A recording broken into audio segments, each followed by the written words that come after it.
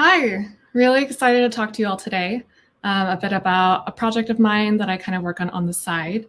And first, I wanted to give a little quick intro about myself because this talk is really about how a lot of my interests have come together.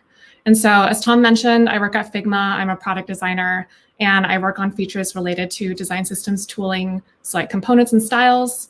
And I also worked on branching, which is our new release that we're really excited for you all to try out.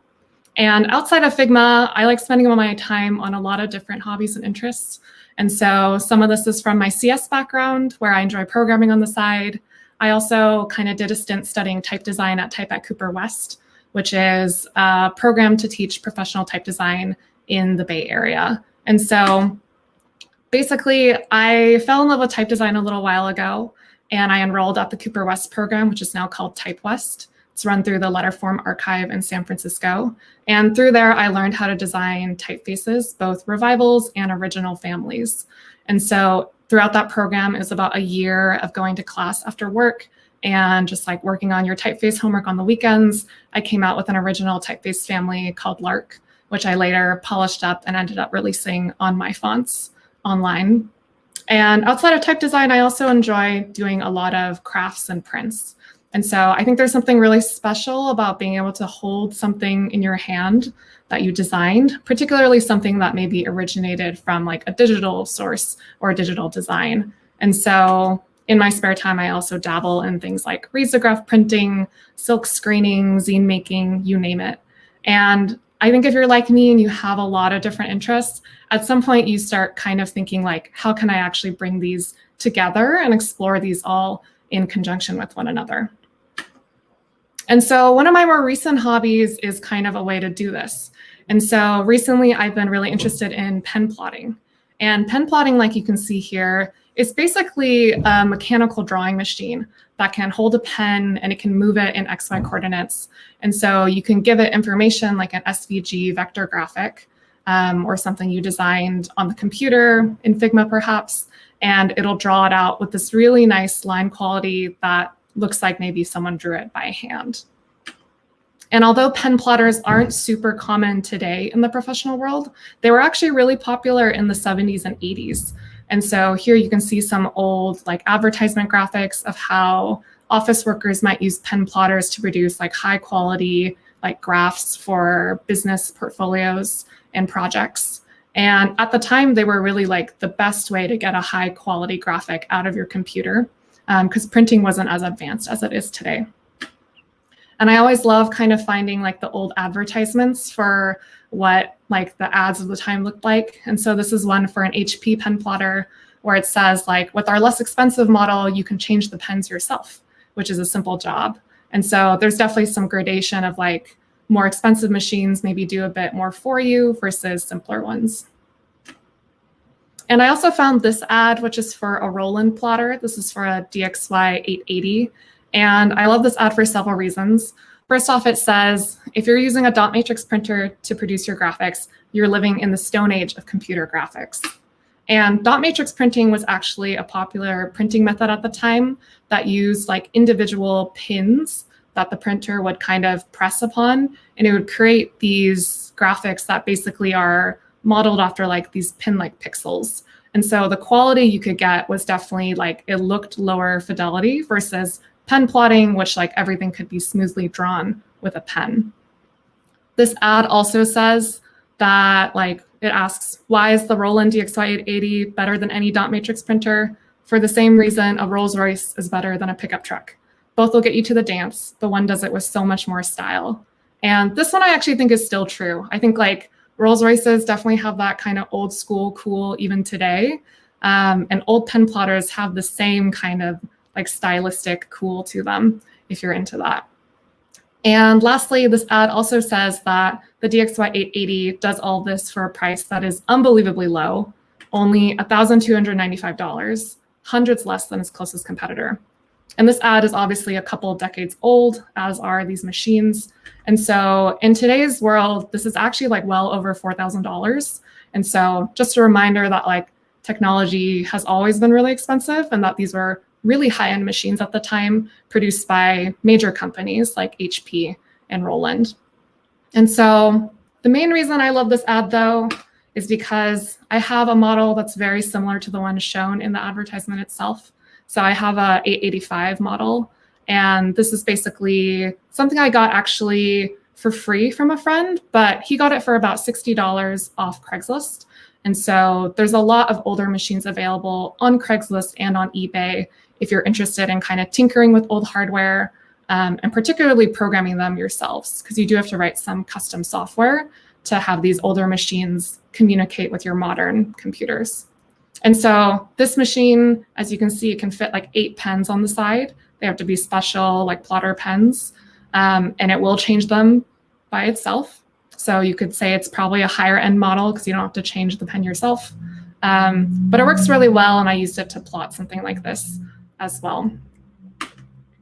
And pen plotting is actually getting kind of like a resurgence in interest thanks to modern machines. So there is a type of modern pen plotter called an AxiDraw, which you can buy today. It's like much easier to get set up.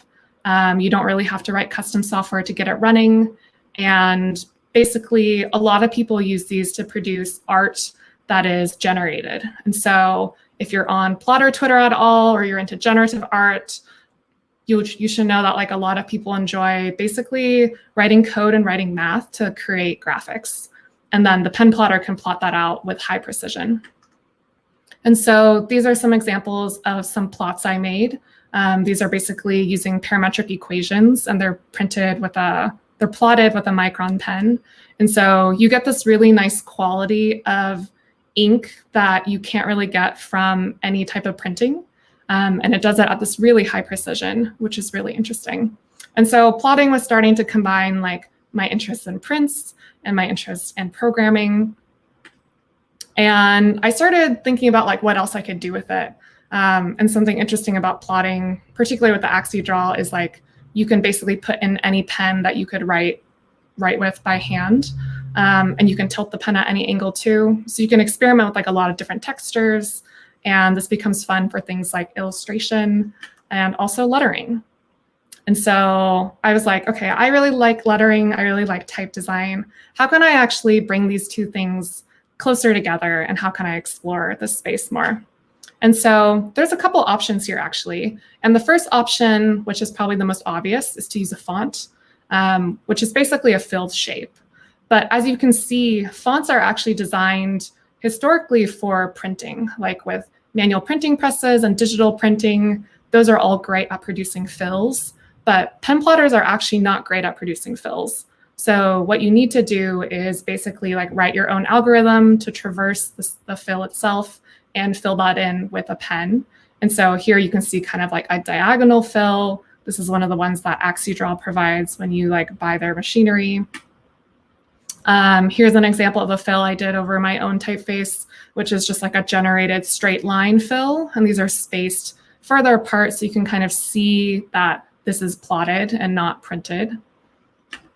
And you can also generate other types of fills, like basically like squiggles or anything you can do with code basically to generate a graphic and then fill a shape itself. And so these are some examples of a Chinese red envelope project I did for fun. So these are like red envelopes that you make for Lunar New Year for friends and family. And to basically fill these vectorized shapes that I designed myself, I like built a little program that would basically generatively fill these with sine curves. And the solid fills you see here are still pen plotted, but they're straight lines that are tracked so tightly that they appear to be more solidly filled. And so I was experimenting with fonts and filled shapes. And really, I realized it takes a lot of time to plot out fills.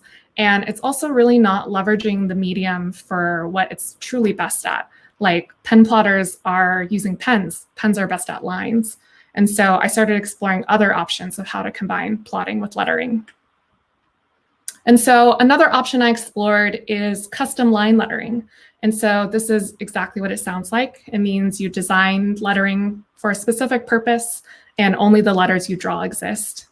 And I do this in a lot of side projects, actually. So like I make holiday cards every year. And this is one that I like lettered and vectorized and plotted and mailed out to people.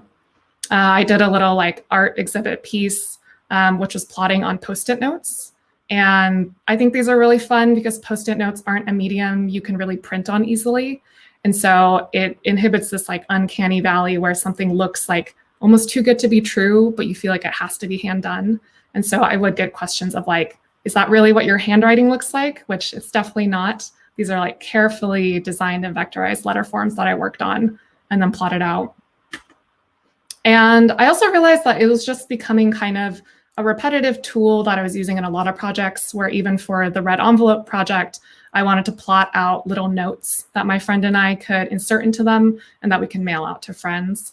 And I was like custom lettering like each of these every time. And so this one, I was like, I kind of just want to be able to like type something out like you would with a font and have it appear, but have it look hand done and have that quality. And then once the plotter plots it, it'll actually look hand done because it's done with like a pen that you could use yourself. And so the last option, which is what this talk is really about, is I started exploring how do you make a line-based typeface. And typefaces are actually like developed in specific type design programs. So like you could open up RoboFont like you see here, and you would see basically like the ability to select a certain glyph and then draw your design for that glyph. But as you can see here, like you can't actually draw just lines and then have that work in the software. Like RoboFont and glyphs and the font files themselves of like OTFs and WAFs and etc., they need you to design closed paths because that's how all fonts work in the digital world. They're designed to be filled shapes. And so this wasn't going to work for me because I was like, when you write with a pen, like you only trace over it once. If it traced over it multiple times, it's honestly a waste of time for the plotter to traverse that path again. And so I wasn't able to use the typical software I would have used to design like a digital typeface. And then I got thinking, maybe I should just make a Figma plugin, and there's probably a way that I can make this work out. But before we get into the plugin, I wanted to give a bit of an intro to type design itself. And so at a really basic level, there's a couple steps that type designers use to create your favorite fonts. And the first one is you need to draw your shapes. And so most typefaces, you start out drawing the lowercase letter n and also the lowercase letter o. And these represent your straight and round edges. And those are the two extremes of like your letter forms. So you want to like draw these shapes out and have a feel for what your typeface might actually feel like. And once you've drawn those out, you actually move on to the second step, which is you need to draw the space in between your shapes. And so if we reverse the contrast here, you can actually think about the space in between your letters as a shape in itself that needs to like take up space and needs to be designed. And so like all the best typefaces have a really even rhythm, and that gives them like a really even color to the page when they're printed. And that's done because type designers spend time spacing all their letters. And so first two steps, draw your shapes, draw your spaces.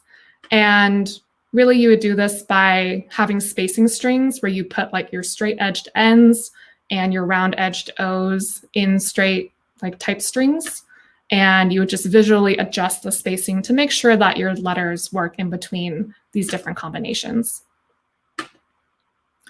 And then you basically repeat this process. So like you add more shapes or you add more glyphs that you draw. And then you also like design the spacing around those. And you kind of repeat this process. And each of these steps will inform the other. So like sometimes your spacing will be like a little uneven and you'll realize that you need to change the design of the character to make it fit better into your system overall. So like designing a typeface is really designing a system of letters or glyphs.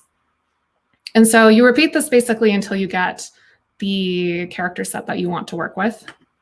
And in a program like RoboFont, you would do this by having your like all these little glyphs that you could select on the left-hand side. You would design them in the middle here. And then on the bottom, there's this area for your spacing strings where you would just like visually assess if the spacing feels even or not for this glyph A, for example. And so if we were to take that out of RoboFont and try to put it into Figma, a couple of these feel like very familiar concepts. Like instead of drawing shapes, you're actually just going to draw lines because we only want our typeface to be based off of lines for the plotter to traverse. And once you draw the lines, those are basically like repeatable characters. So we can actually make these components.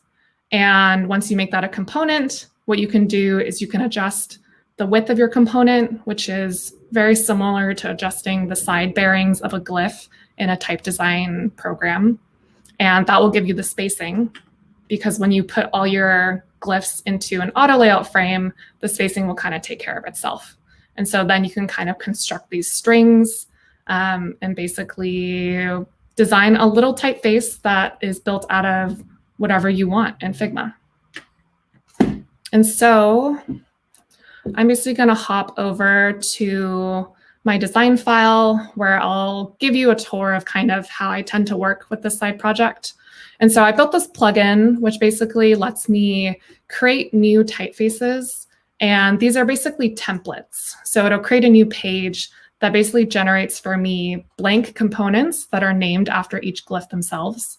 So this is like a really simple example where it's basically like your Roman alphabet and some numbers. And then it'll generate spacing strings for me, which are basically auto layout frames, spaced horizontally with zero space in between. And these contain instances of the components we saw above. And so if I jump over to like one that is more work in progress, you'll see here that I was working on a little Art Deco inspired typeface just for fun. And so I would draw out my main components. I would have all my spacing strings that the plugin generates for me. So it just saves me a bit of time. And here's where I could go in and actually like edit these if I wanted to. And I can also like flip the contrast on these so that I can like try to see that space in between as more of a shape in itself. That often helps to have the verse contrast. And then I can basically type out stuff that I want to have show up. So I can type out something like hello world with my deco typeface selected, and it'll basically like generate these by putting together all these glyphs that I've created, which are components. And so for another typeface, you can see I had basically some inspiration from a book by Louise Philly. She's taken some like really beautiful photos of Parisian storefronts and the lettering that exists there and the type. And so as you can see, like this is actually like a real filled typeface, but its bones are kind of like very suitable for lines. And so I wanted to experiment with that and play with this funky display. And these are all in progress. You can see that I haven't quite figured out some of these letters quite yet. But it's helpful to kind of see these in context and to be able to see the spacing. And basically, I would do the same things as I would do with in RoboFont, except I would adjust them in here.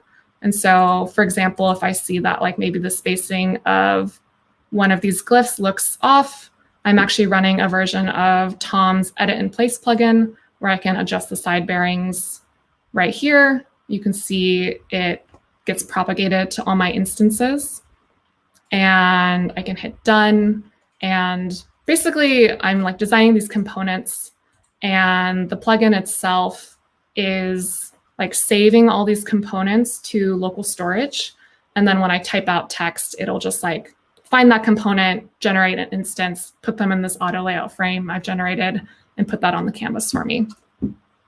And so these are all work in progress. The plugin is work in progress too, but it's been fun to work on. And one of the best parts, I think, of doing this in Figma is actually that we have this community of people who build other tools that you can leverage. So like I was using Tom's plugin. Someone also built an AxiDraw plugin, which meant that all of the title slides you've seen in my talk today are directly plotted from Figma.